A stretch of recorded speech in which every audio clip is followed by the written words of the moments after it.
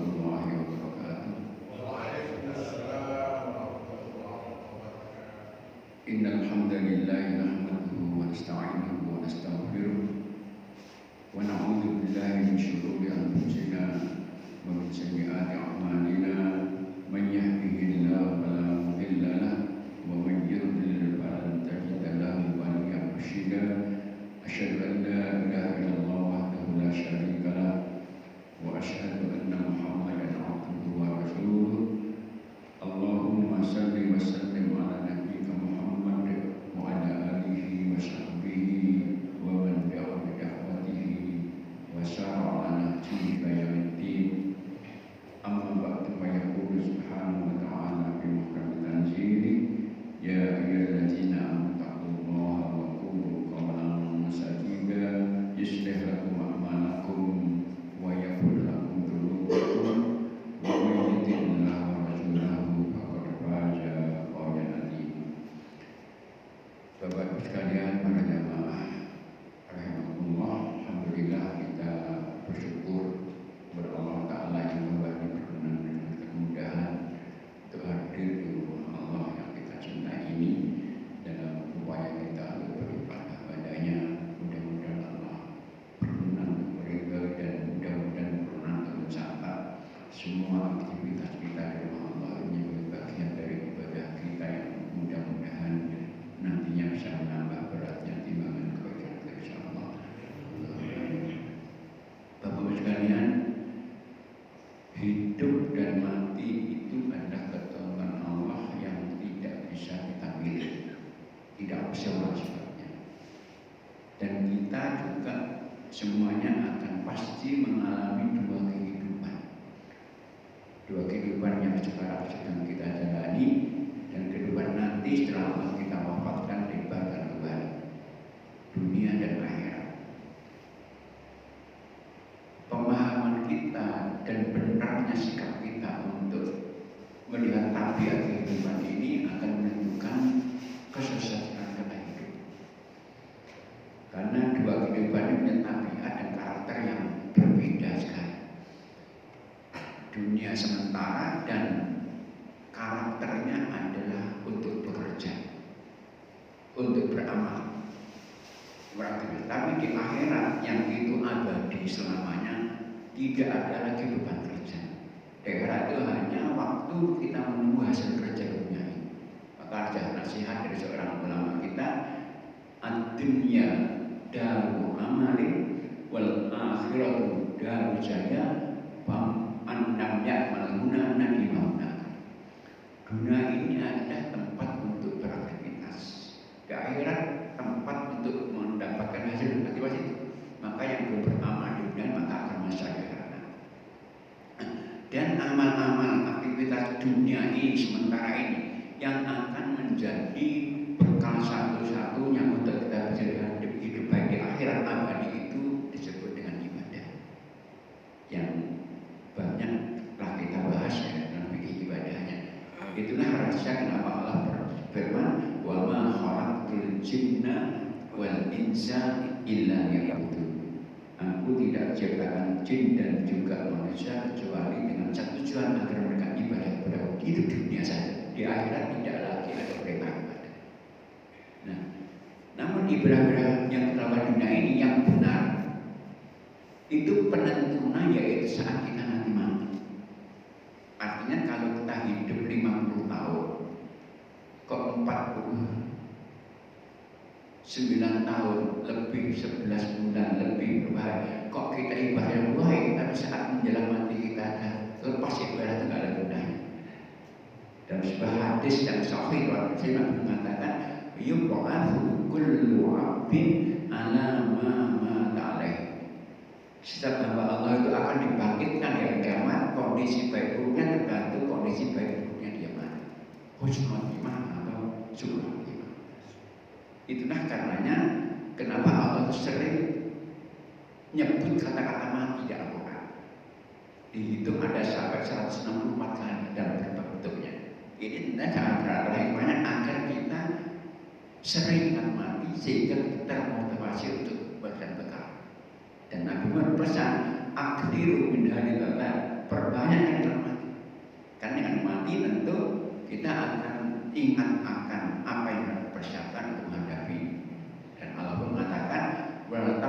semua reward. Dan setiap orang memvalidasi apa yang kita lakukan untuk menghadapi hari nanti setelah bekal kita saat mati itu ada bentuk.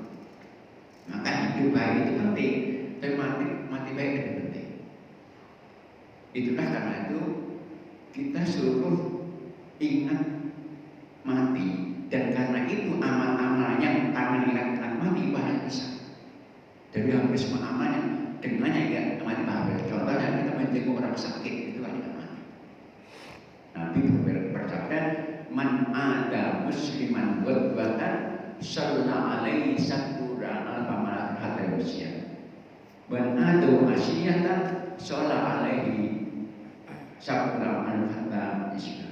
Orang yang menjenguk seorang sakit di pagi hari, Allah akan utus 70 orang mendoakan dia sampai sore hari, dan sebaliknya kalau sore hari sampai pagi hari. Ingat mati. Nah karena itu juga kita suruh mengawal orang mati, nggak dibiarkan. Maka kita suruh menjenguk dan menuntunnya, mentalkinya saat mati. Karena yang penentunya di saat mati itu. Lakinu mautaku bila ada. Talkinah, yaitu tuntunlah jalan yang akan meninggal di negara Allah. Kalau sudah akhirnya ucapan Allah berarti terikat dengan Allah, maka jangan menuju surga. Nah, ketika orang sudah meninggal, sudah mati, secara otomatis langsung muncul banyak hukum. Tapi tidak ada hukum yang muncul setelah orang meninggal yang itu nggak boleh ditunda. Ada dua hukum. Pertama yaitu memberikan perawatan kepadanya. Nabi mengatakan salasun la yuharram. Ada 3 perkara yang nggak boleh ditunda. Pertama, as-sholatu idza hanat. Sholat aja ada waktunya, maka nggak boleh ditunda. Nanti nggak boleh. Jadi menunda sholat dalam Islam tidak boleh. Yang kedua, al-mar'atu idza wajad kufan. Seorang wanita kalau dari pencapaian umum segera nikah. Dan ketiga, al-janazatu idza hadar. Seorang jenayah setelah mati maka segera berikan hak-haknya. Maka saat kita mengantarkan jenayah asliku percepat mengantar jenayah.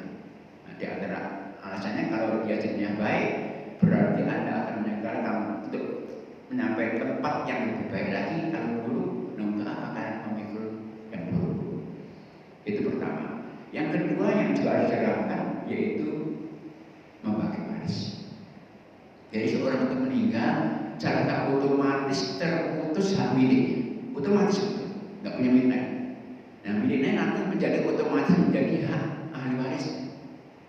Maka orang meninggal harus segera didata berapa asetnya, dikurangi berapa biaya perawatan, hutang-hutang dakwah manusia dan wasiat sepertiga, langsung harus didata ahli warisan.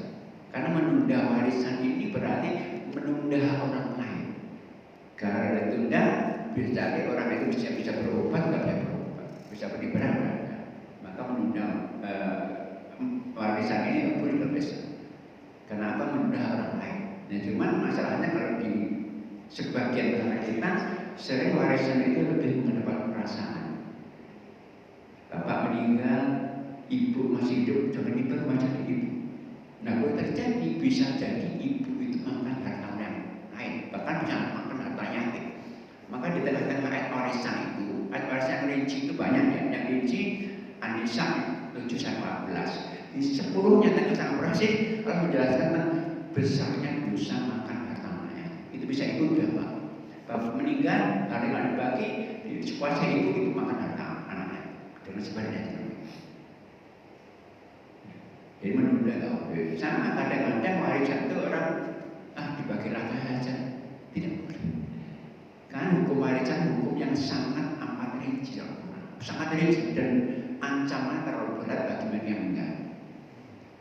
Menyepakati berupa sama Allah nggak boleh. Ya kita sepakat ya kita bagi rata nggak boleh. Karena menyepakati berupa Allah sama kita menyepakati berupa sholat hukum jadi 3 rakaat nggak boleh. Nah sekarang kita ini perlu pembahasan ya. Kita sendiri dengan perawatan jenazah ya. Jadi perawatan jenazah orang meninggal langsung dia punya hak 4: dimandikan, dikafani, disolatkan, dan juga dimakamkan. Yang 4 hak ini kewajiban yang hidup. Bila tidak merasakan maka cuma akan dosa. Membuat fardu kifayah.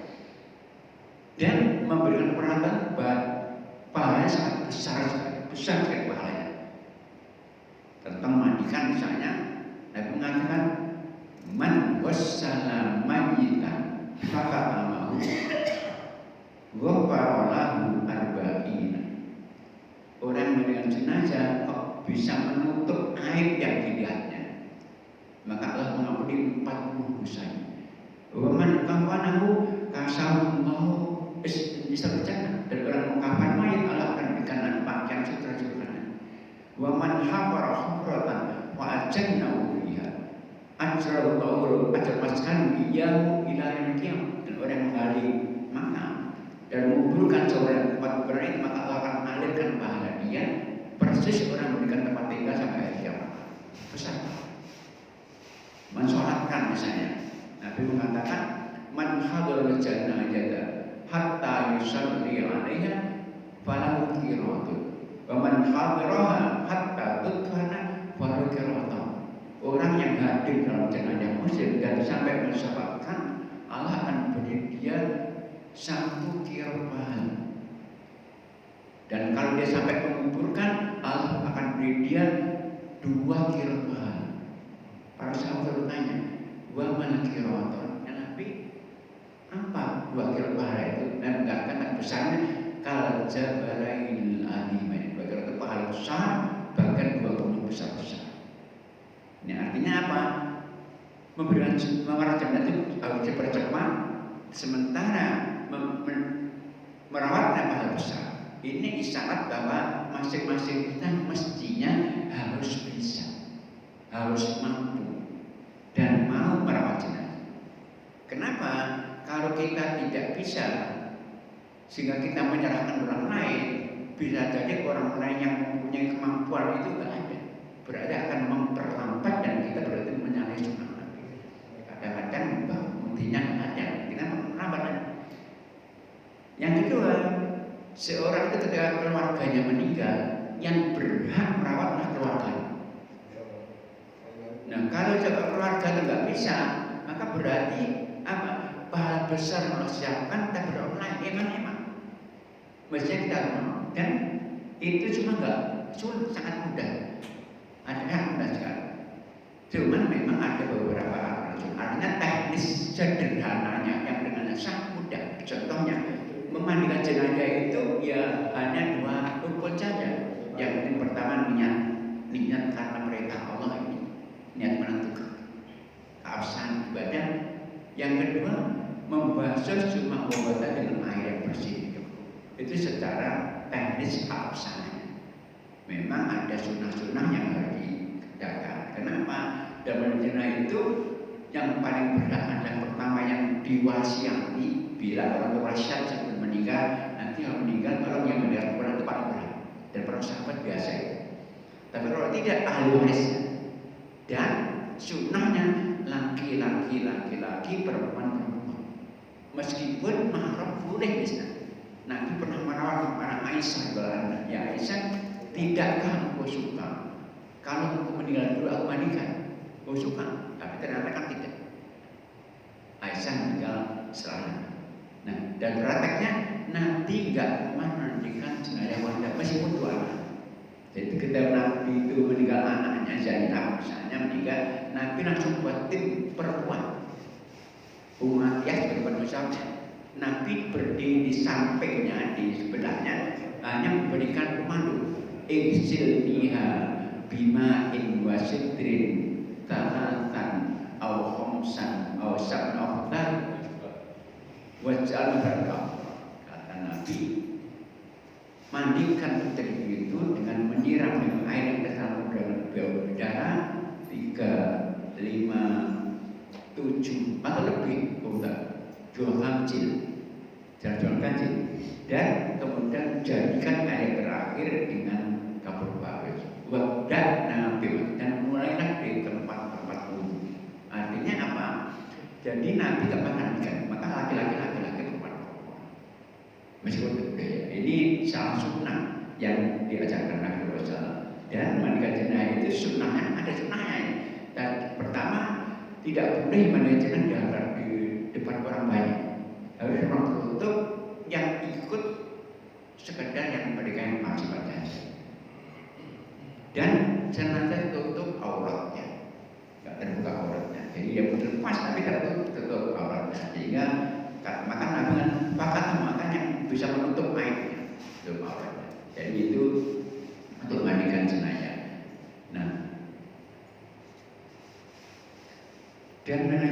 persis mandi junub ya, mandi junub persis, yaitu membersihkan kotoran-kotoran dulu yang ada di badannya, di kepalanya, dari perutnya, dengan menekan perutnya, dan kemudian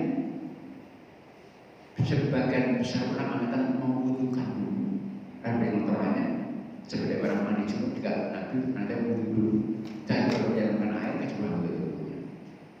Dan setelah itu harus juga siapkan, yaitu tentunya tip kedua, yaitu yang mengapaninya. Maka jenayahnya sama, semua kain yang bisa dipakai untuk hidup bisa dipakai untuk kafan. Maka itu laki-laki nggak boleh kafan dengan kain sutra. Tapi sunnahnya berwarna putih dan 3 lapis. Nabi mengatakan ilbasu thiyabal bayan fa inna atyabu wa kafiru biyamakahu. Pakailah pakaian kain yang putih karena itu lebih baik, dan kafirlah dengan warna itu ayat dan salam. Nah ini sunnah, tapi nggak apa-apa kafan apa saja. Kalau para sahabat dikafani dengan pakaian yang dipakainya. Abu Bakar ketika Amerika mau disiapkan kafan itu untuk yang hidup saja, ada pakaian. Tapi sunnahnya yaitu berwarna putih, kemudian 3 lapis. Nabi dikafani dengan 3 lapis kain dari kain yaitu dari Yaman. Sunnah sama wanita itu 3 lapis juga sunnahnya, cuma ada satu riwayat wanita tambah 2 lagi. Itu riwayat tapi hadisnya memang tidak kuat. Tapi yang dipakai praktek ulama zaman sekarang kalau wanita 5 lapis itu praktek sunnahnya. Maka setelah ada tim yang memandikan selesai, ada tim kedua yang menyiapkan kafan di ruang tertutup juga. Nah setelah dikafani harus segera disolatkan. Dan sholat jenazahnya ya tentunya sholat jenazah itu ada aturannya juga ya. Termasuk asik tuh ya, seorang yang lahir dalam kuburan, orang ibu yang hamil yang kemudian kuburan, bila janinnya itu di kandungan dalam umur 120 hari, 4 bulan juga wajib dimandikan, wajib disolatkan, wajib dikafani sama. Itu namanya. Tetap seorang yang diketahui muslim termutin dia mati dipotong-potong itu mutilasi. Itu kalau ketemu bagian yang dengan hidup atas kepala, juga dimandikan disebarkan juga. Dan yang mensolatkan imamnya sama. Yang paling berat yang apabila ada wasiat dan sahabat biasa. Tolong nanti kalau saya mandikan yang biasanya sama. Tapi yang berhak itu yang kalau nggak ada wasiat yang berhak adalah ahli warisnya. Tak ada wasiat boleh mewakilkan orang lain. Dan jenazah ini ada aturannya ya, ada aturannya. Tentunya kita biasa melakukannya, ada rukunnya. Ya, rukunnya yaitu 4 kali takbir. Itu rukunnya, karena kurang nggak sah. Tapi sunnahnya ada 9 takbir. Nah biasa 9 juga. Tapi 4 itu rukunnya, kurang nggak boleh. Nah, takbir pertama sampai pembukaannya, setelah itu baca Fatihah. Takbir kedua itu adalah membaca sholawat Ibrahimiyah. Takbir ketiga menjadi doa, dan doa salah satu rukun. Kalau nggak baca doa nggak sah. Takbir keempat boleh baca Quran lagi. Tapi sunnah doa yang keempat itu langsung boleh, langsung takbir keempat langsung salam boleh. Untuk salamnya ini ada perbedaan, apakah 2 kali saja. Kalau di Indonesia Imam Syafi'i 2 kali, kalau Imam Ahmad 1 kali saja. Kalau bapak-bapak umroh itu di sana salamnya jenazah 1 kali saja. Nah, ini kalau imamnya, kalau jenazahnya itu laki-laki, itu posisi imamnya adalah lurus dari kepala. Kalau jenazah wanita, posisi imamnya lurus di tengah-tengah. Dan karena jenazah nggak ada rukuknya, maka sofnya bisa berdekatan. Tapi sunnahnya dinisab jumlah ganjil. Jangan sunnahnya 3, 7, 5. Nah, bisa sholat jenazah itu kalau jenayahnya sholatnya selesai kok masih jamaah bisa berapa tahap. Nabi itu wafatnya di kamarnya ya, di rumah Aisyah, maka nggak bergantian sholatnya, nggak masalah. Kalau Nabi itu punya musola sholat sendiri, nggak di masjid kan Nabi itu jenayah, tapi ada musola untuk jenayah sendiri. Sama sholat id itu ada musola sholat jenayah, sholat id sendiri sama untuk jenayah bersama. Nah, bagi mereka yang ketinggalan sholat, takziah ketinggalan, itu boleh sholat di kuburan, itu khusus.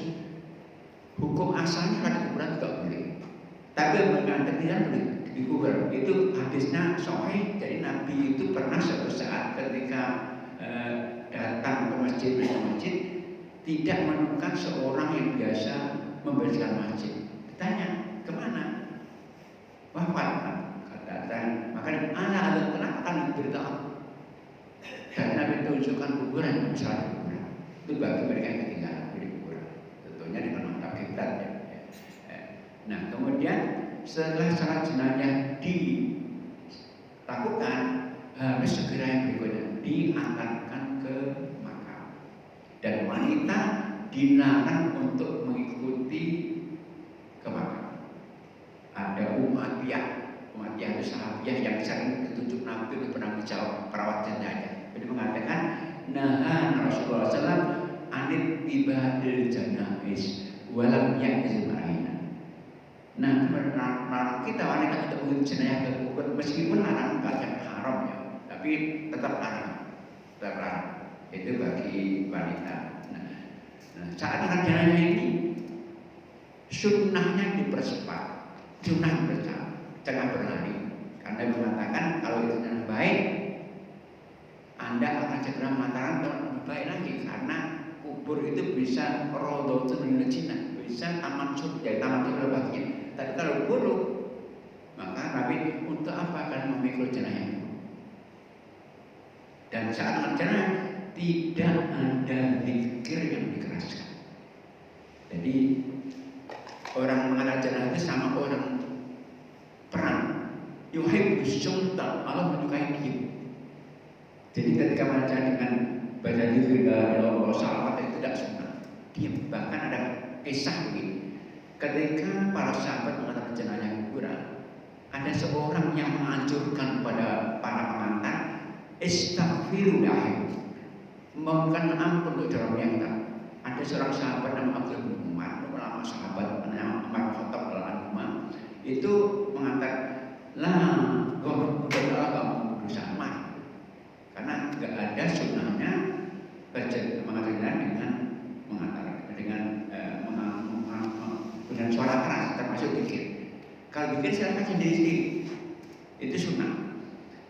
Kemudian sunnahnya sebetulnya jenazah itu tarbih ya, terbiasa diangkat 4 orang. Jadi kalau kita di alat keranda ini, tapi kan sekarang ada dorongan dan macam. Tapi itu sunnahnya boleh diangkat, jangan berlari. Nah, kemudian ketika sampai kuburan, sunnahnya semua memberikan salam kepada ahli kubur. Dan kuburan itu, makam itu semakin luas, semakin dalam lebih bagus. Ausiu wa armihu, perluas dan berdalam. Dan sunnahnya kuburan itu dengan lahat. Jadi makam itu ada 2 macam. Ada namanya asaku itu segi 4 seperti yang biasa kita lihat. Tapi sunnahnya Allah itu adalah caranya. Kalau kita di barat itu bawah dilubangi lagi. Berarti agar jenazah dimasukkan di situ sehingga ketika diurut tidak terkejar oleh tanah. Itu lahat namanya. Cuman masalahnya kuburan kita rata-rata padat karena jarang ada wakaf kuburan. Sehingga kalau dibuat lahat nanti akan ada tengkorak di sini.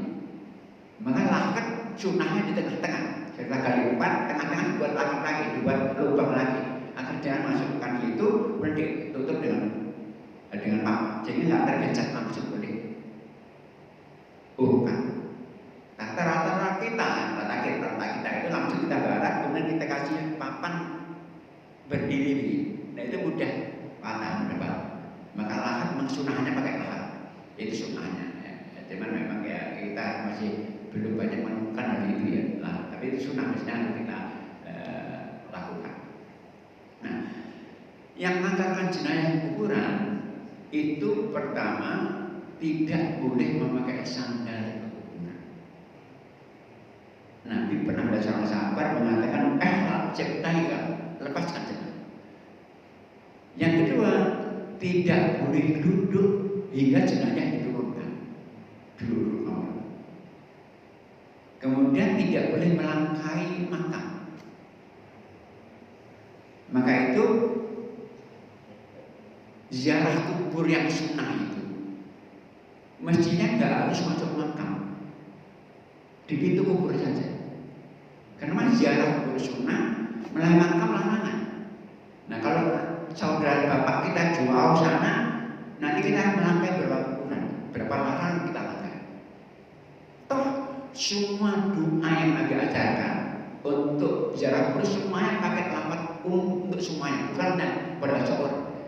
Assalamualaikum, bersemuanya ahli kubur yang ada dia, bukan pada seorang saja. Maka cukup di depan kubur saja kita memberikan doa itu asalnya dia itu doa yang kubur. Jadi enggak, maka melangkah kuburan itu enggak boleh karena larangan ini. Apalagi duduk di makam itu enggak boleh, melangkah enggak boleh, duduk di makam enggak boleh. Ini kebiasaan yang mungkin sering kita temukan yang bahkan orang main-main di kuburan dulu main remi sekarang mestinya harusnya enggak boleh karena melangkah aja apalagi. Cuman masalahnya kuburan kita kalau padat. Nah karena itu kita nggak mungkin mengantar jenazah kalau tempatnya di seberang kita nggak melangkah itu terpaksa nih. Mestinya kuburan itu ada jalan agar ketika mengatakan tempat yang lubang kosong sana juga kita nggak melangkahi kuburan. Itu aja. Kalau saya pernah lihat di Surabaya itu ada di Pegirian, itu ada jalannya. Sehingga ketika mengatakan jenazah yang tempatnya jauh, dia tidak melangkahi kuburan banyak. Ya, jadi itu benar. Kemudian jenazah itu ketika dimasukkan ke kuburan itu ada perbedaan dari arah mana masukkannya. Karena Imam Syafi'i itu dari arah kakinya. Jadi kalau kita berada di arah selatan, kalau Abu Hanifah dari arah barat. Nah kita Indonesia yang kebanyakan mazhab Syafi'i ternyata pakai Abu Hanifah karena memudahkan di arah barat. Karena jenazah itu lebih berat dari yang hidup kan. Nah, maka di arah selatan agak sulit nanti. Nah kemudian jenazah itu diiringkan ke arah kiblat.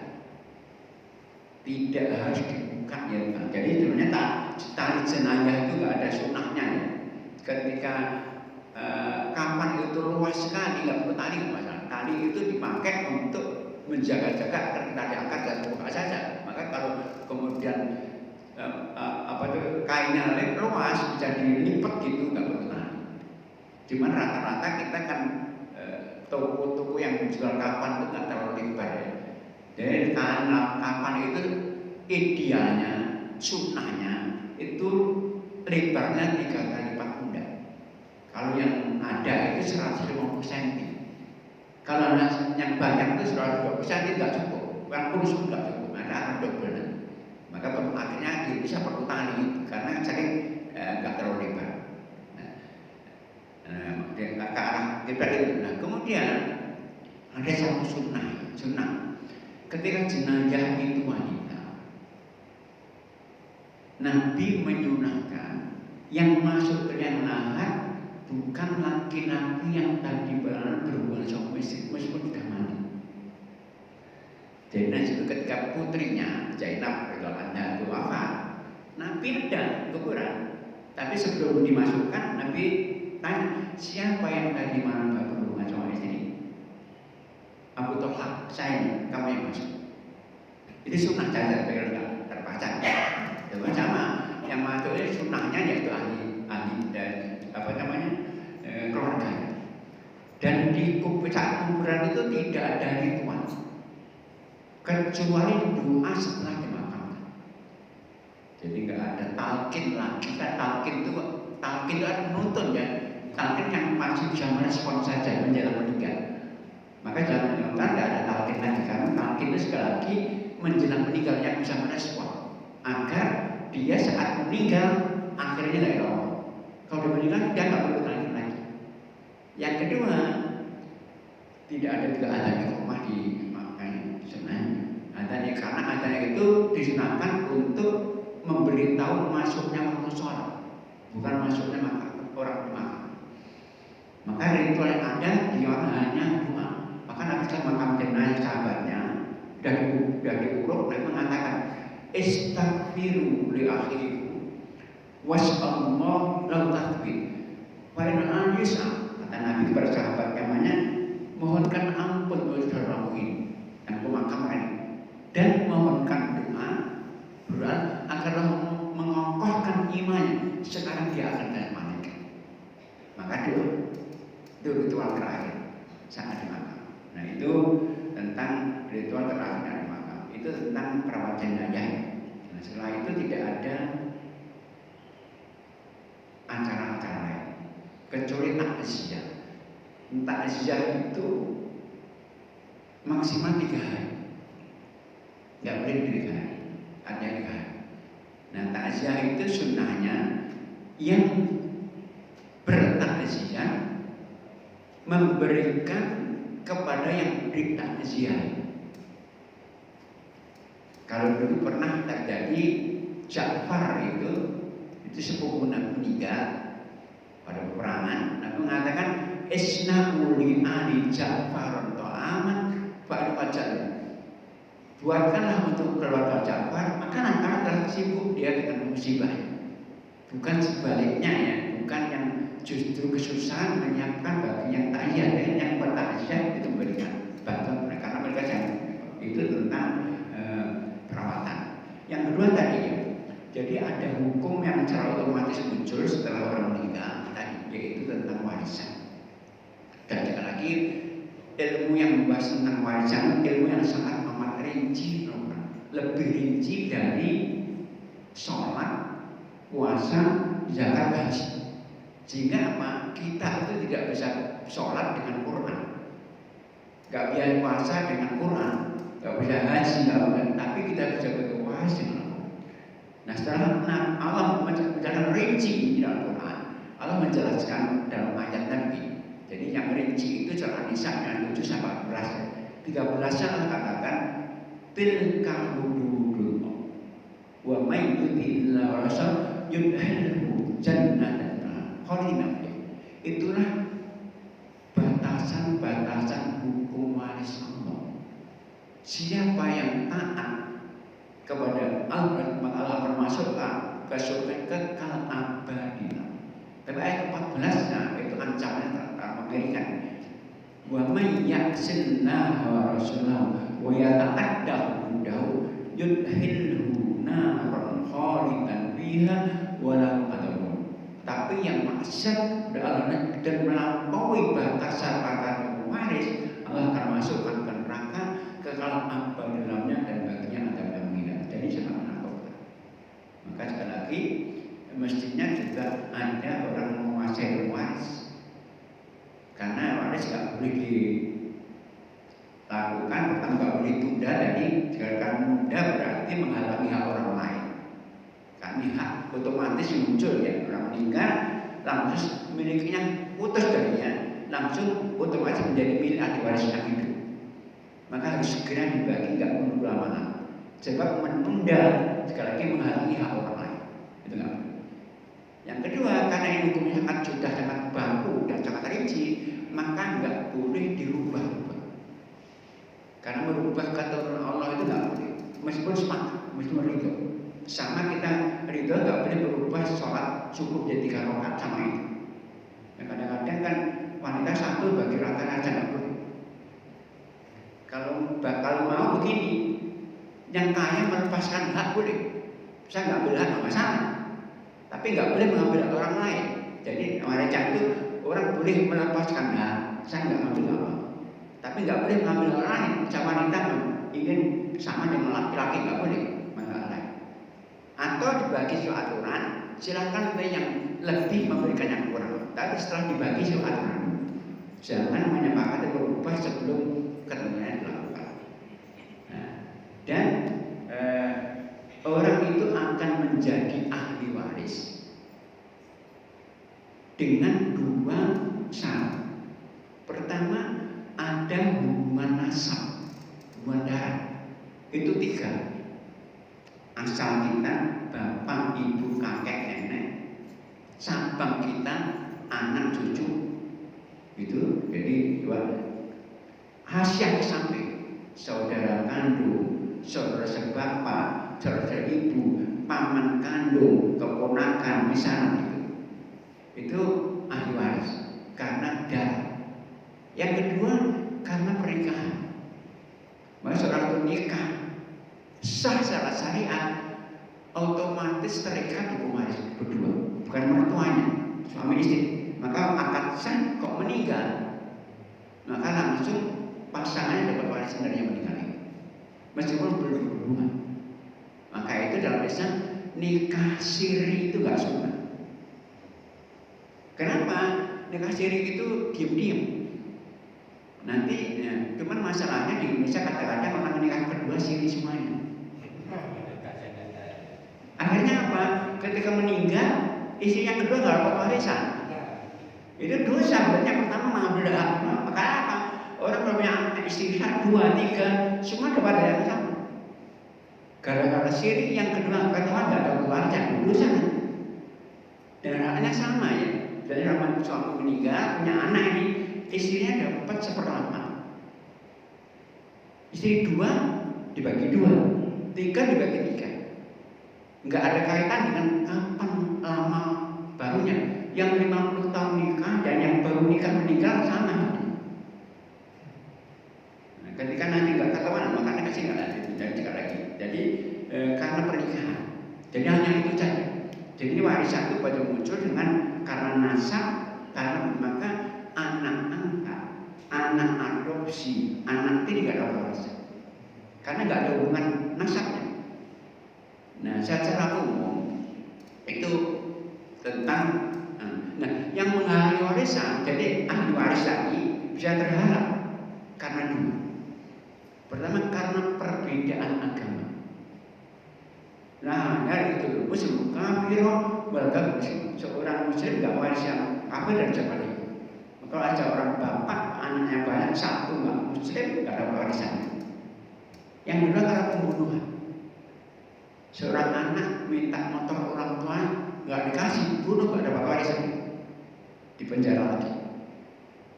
Itu yang kedua. Jadi 2. Maka sehingga orang itu ketika meninggal, maka otomatis harus segera didata semua hak miliknya, aset. Setelah data dikurangi 3, karena harta waris harga bersih. Pertama, biaya perawatan semua yang saat sakit, saat menguburkan, kurangi semua. Kedua, diwali hutang-hutangnya. Hutang kepada Allah mungkin zakat membedakan, mungkin ada nazar, ada penyia, gitu. Yang ketiga diwali wasiat, dan itu 1/3 saja. Maka orang yang meninggal asetnya untuk masjid itu berlaku 1/3. Yang 2/3 itu ahli waris. Gak boleh wasiat semuanya, 1/3 maksimal. Nah, setelah itu baru sisanya itulah namanya harta warisan yang harus segera diberikan oleh ahli warisnya. Maka data apa? Ahli warisnya. Ahli waris itu jumlahnya 22 jumlahnya. Tapi dari 22 ahli waris ini ada 6 ahli waris yang itu mesti dapat, nggak mungkin nggak dapat. Tapi yang ke-7 ke 22 tidak dapat ada. Yang mesti dapat itu anak laki-laki, anak mesti dapat dari orang tua yang menikah selama muslim. Kedua, bapak ibu mesti dapat. Anak meninggal, bapak ibu dapat meskipun punya anak. Itu 2, 4. Ke-5, 6 ya suami istri mesti dapat. Istri berapa dapat. Jadi sekali lagi itu 6 orang itu mesti dapat. Tapi kakek, saudara, paman bisa dapat, bisa tidak, tergantung kondisinya. Karena apa? Orang itu kalau keluarganya ada anak laki-laki, maka warisan di sekitar itu saja, hanya untuk istrinya bapak punya anaknya ada. Tapi anak saudara orang nggak punya anak laki, punya anak perempuan ke samping. Jadi anak perempuan kalau satu dapat separuh, lebih 1/2/3 anaknya ke samping. Saudara kandung, saudara bapaknya itu. Maka orang itu kalau punya saudara, punya anak perempuan, ada harapan ada dapat warisan. Tapi anak laki-laki jangan berharap, karena dia akan ambil habis, akan menutup semuanya. Nah, jadi orang mati yang karena hartanya terbagi itu mati bisa mati hakiki ya, jelas mati itu jelas, tapi ada mati hukum namanya. Karena seorang yang pergi tanpa berita, suami, bapak, anak berita, kok kemudian keluarganya mencarinya nggak ada, istrinya udah nggak ada lagi, maka bisa kemudian pengadilan. Pengadilan nanti akan ditetapkan, ditetapkan bahwa mati hukum, maka langsung haknya dibagi waris. Kok kemudian istrinya langsung dihukum masa cerai, itu cerai. Nah, kalau kembali ke sana dia sudah nggak punya apa-apa nanti.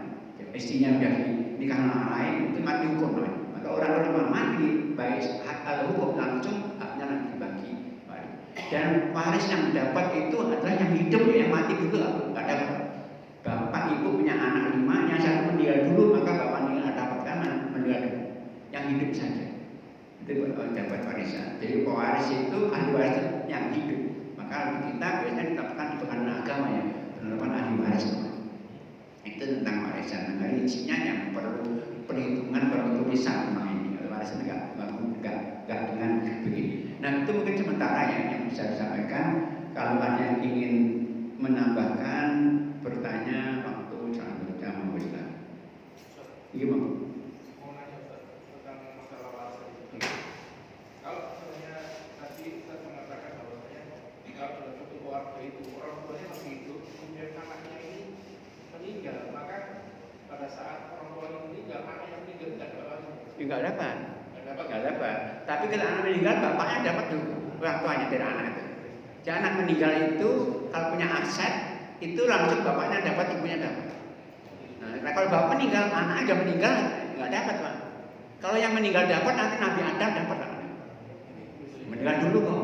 Jadi harusnya yang hidup saja, yang mati dulu nggak dapat warisan.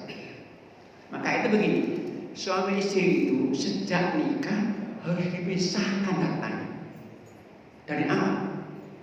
Kenapa kalau dipisahkan? Merepotkan ketika warisan. Bahkan hidup pun repot kok. Jadi suami istri sama-sama kerjanya bisa bareng ini, beli aset rumah satu. Kalau cerai yang keluar siapa? Bingung kan? Sama ketika meninggal repot.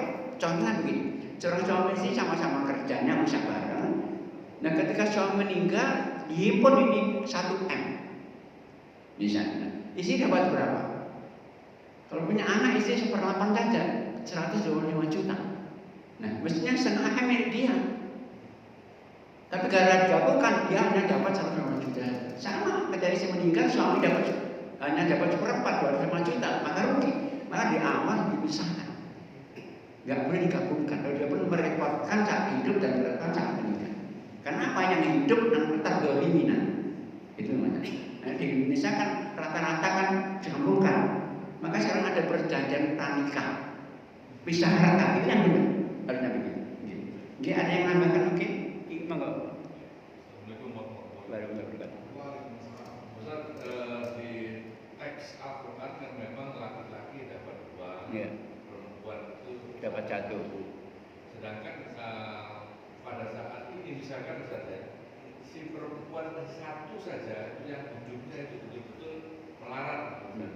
Terus apakah bisa teks itu dijadikan kontekstual sehingga warisan itu menjadi berubah? Bagaimana? Sekali lagi bahwa hukum Allah itu tidak boleh dirubah. Sama kita merubah karena kita masih seger bangun pagi, sholat subuh kita ganti 3 rakaat 5. Sama. Kalau mau begini dibagi soal aturan dulu, silahkan yang lebih banyak kasih adik. Cuman kadang-kadang kok ternyata banyak yang mulai bagi gitu. Cuman itu boleh kan? Tapi setelah haknya dibagi dulu, haknya silahkan. Yang bahkan begini, yang kaya boleh melepaskan hak. saya nggak ambil warisan, nggak apa-apa untuk adik-adik saya, nggak masalah. Tapi nggak boleh dibagi, tapi dengan merubah hukumnya Allah. Jadi ada yang namakan mungkin itu apakah dalam Islam itu mengatur hukum gono gini. Ya, seperti misalnya seorang suami sedang menikah tidak punya, dan dia ngambil anak, kemudian suatu berjalannya waktu si pihak laki nikah lagi dan dapat anak. Nah, pada saat mereka itu masih ada sebelum nikah itu memang sudah ada omongan bahwa ini milik kamu si anak-anak. Karena kemudian suatu saat si suami nikah lagi dan punya anak. Apakah begitu meninggal? Apakah langsung warisan akan begitu? Baik. Yang pertama dalam Islam nggak ada gono gini Pak. Masing-masing punya hak hasil kerjaan sendiri. Dari bapak dan warisan itu haknya, nggak gono. Karena gono negeri bukan hukum Islam. Gono negeri itu merepotkan Pak. Karena orang suami istri kalau dinegosi langsung kita meninggal bagi dua kan. Dan bagi dua, istri dapat lagi seperempat lagi dari bagian itu, kan dapat lagi. Nah kalau gini ada wanita cantik, nakal, bisa setiap tahun tak nikah Pak. Cara yang dapat coba benar. Ini enggak ada kopi. Kalau itu merepotkan sekali itu macam-macam itu benar. Yang kedua tadi, dari ketika seorang itu nggak punya anak Pak ya, angkat anak angkat nggak dapat warisan, kan tapi dapat hibah. Hibah itu beda dengan wasiat ya. Hibah itu perpindahan hak milik saat masih hidup. Ini yang kami langsung pindah milik langsung menjadi kalau seorang bapak memberikan anak angkatnya ini saat kamu sampai 10 juta, pindah milik. Tapi kalau nanti ini untuk kamu itu wasiat. Nanti untuk kamu yang wasiat namanya. Tapi kalau hibah itu diserahkan saat hidup. Ini milik kamu udah. Kalau itu formalnya langsung kalau mungkin tanah langsung sertifikat pindah sertifikat sekaligus. Sama kalau kita punya anak masing-masing kita kasih motor itu anak kita hibahkan namanya. Kalau ini nanti untuk kamu itu wasiat.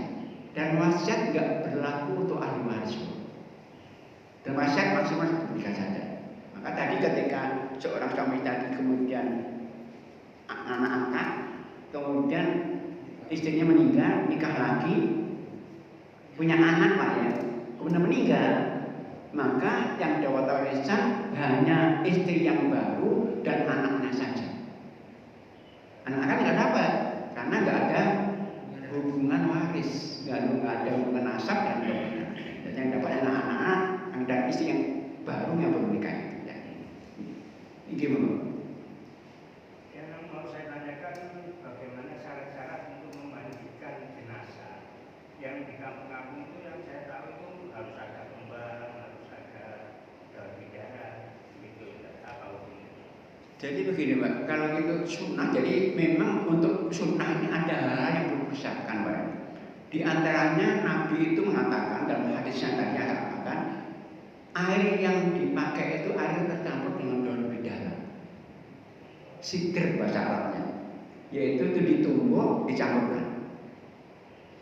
Yang terakhir air yang dicampur dengan kafur barus, kafur kata Nabi. Jadi yang terbanyak dengan daun bidara, maka sebetulnya jenayah dengan pakai selang itu gak sunnah. Pertama nggak pakai daun bidara mungkin. Kedua nggak ada sulit untuk ganjilnya, kan sunnahnya ganjil Pak. 3, 7 sunnah ganjil. Ciduannya itu garis 3. Maka mestinya sunnahnya disiapkan gentong besar, ditumbuk daun bidara campur, ada ember kecil untuk daun kafur barus, dimandikan dengan air bidara, setelah selesai baru dengan kafur barus terakhir itu. Kalau kembang itu gimana? Kembang nggak ada sunnahnya Pak. Nah kalau dengan syarat nggak boleh, tapi kalau untuk wangi nggak apa-apa. Tapi untuk dengan syarat nggak boleh. Bolehnya boleh, cuma nggak sunnah sama sekali. Nah, maka kalau kita kembang itu jadi tradisi Pak. Termasuk kalau meninggal dikirimi karangan bunga kan mahal. Lebih baik untuk sedekah lebih baik. Ya, karangan bunga itu mubazirnya banyak sekali, tapi dibuang nanti yang jenazah juga repot, membuangnya banyak juga nanti Pak. Banyak lebih merepotkan semuanya itu. Dan mubazir merepotkan lagi. Ada yang nambahkan mungkin? Cukup. Kayak masalah tadi kalau nikah siri itu nggak sah ya, berarti gimana? Gimana? Kalau nikah siri itu nggak sah. Karena nikah siri itu nggak sah katanya. Pembagian warisnya. Ya enggak, kalau nikah siri. Nikah siri itu bisa sah, bisa enggak sah. Nikah siri yang sah itu ketika memenuhi 5 rukun. Itu 1 rukun enggak sah. Apa? Pertama, 2 calon. Pertama 1 calon, 2 calon ini harus calon yang memang boleh nikah. Karena dalam Islam ada wanita harus nikahi. Karena hubungan nasab, hubungan persusuan, memang boleh, bukan mahramnya. Yang ketiga ada wali nasabnya. Yang butuh wali adalah wanita itu. Wali nasab itu siapa? Bapak kandungnya. Kalau nggak ada kakek dari bapaknya, kalau nggak ada saudara kandungnya dan saudara bapaknya, kalau nggak ada berpamannya. Kalau nggak ada nasab wali ini, baru wali hakim. Wali hakim itu penguasa, Bapak. Pemerintah, bukan ustaz, bukan kiai. Nabi mengatakan as-sultan waliyuman. Pemimpin itu mempunyai wali bagaimana? Maka seorang wanita nggak punya wali, nggak boleh ustaz, caranya nggak boleh, harus tahu. Itu sah, Bapak. Ada ijab kabul dan ada 2 saksi laki-laki muslim. Jadi ada 2 calon yang boleh, wali nasab atau wali hakim pemerintah, kemudian ada 2 saksi, ada ijab kabul, sah. Tapi kalau nggak ada walinya, nggak, sirinya nggak sah. Pemerintah itu dimulai dari RT. KUA, Bapak. Kalau kita KUA. Dan KUA itu pun atas nama instansi, bukan pribadi. Maka bawa surat dari KUA ini. Jadi KUA itu atas instansi. Itu kalau nggak ada, rupanya nggak ada, nggak sah. Ada yang mungkin? Kalau anak angkat dan mendapat wasiat itu berarti tidak berlaku untuk waris. Nggak berlaku kok, dapat wasiat. Tapi wasiat itu maksimal 1/3. Jadi hukum waris nggak berlaku untuk anak angkat, tapi dapat wasiat 1/3. Kalau anak dihibahkan waktu hidup boleh Pak, dihibahkan. Aku hidup dihibahkan sekali boleh. Nggak ada yang nambahkan? Cukup ya? Baik, itu mungkin yang bisa disampaikan. Tentu ada kita mohon maaf. Assalamualaikum warahmatullahi wabarakatuh.